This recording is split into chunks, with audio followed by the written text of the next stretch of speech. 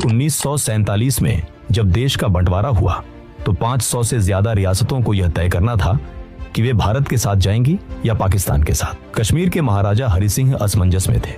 वे एक स्वतंत्र देश का सपना देख रहे थे, लेकिन उनका यह सपना बहुत जल्द एक भयानक दुःस्वप्न में बदलने वाला था।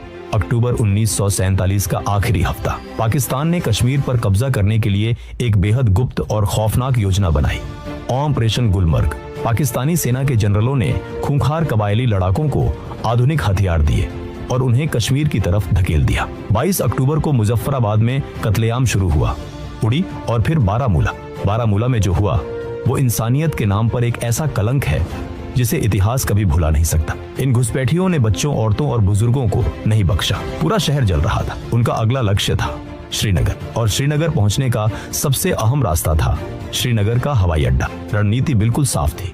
अगर घुसपैठियों ने श्रीनगर एयरपोर्ट पर कब्जा कर लिया तो भारत से कोई भी मदद कश्मीर नहीं पहुंच पाएगी, और अगर एयरपोर्ट गया तो कश्मीर हमेशा के लिए पाकिस्तान का हो जाएगा। महाराजा हरि सिंह ने घबराहट में भारत से मदद मांगी और 26 अक्टूबर को इंस्ट्रूमेंट ऑफ एक्सेशन यानी विलय पत्र पर हस्ताक्षर किए।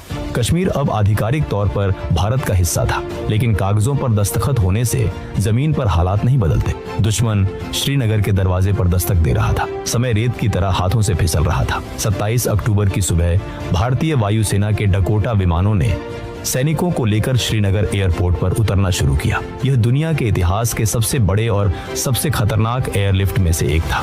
इसी सैन्य टुकड़ी का हिस्सा थी 4 कुमाऊं रेजिमेंट, और इसी रेजिमेंट में थे मेजर सोमनाथ शर्मा। लेकिन मेजर शर्मा का कश्मीर जाना इतना आसान नहीं था।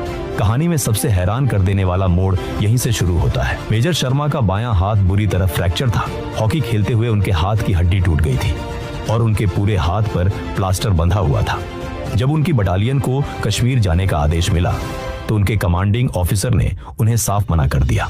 डॉक्टरों की सख्त हिदायत थी कि उन्हें पूरी तरह आराम करना चाहिए। एक सैनिक जिसका एक हाथ बेकार हो चुका हो, वो युद्ध के मैदान में क्या करेगा?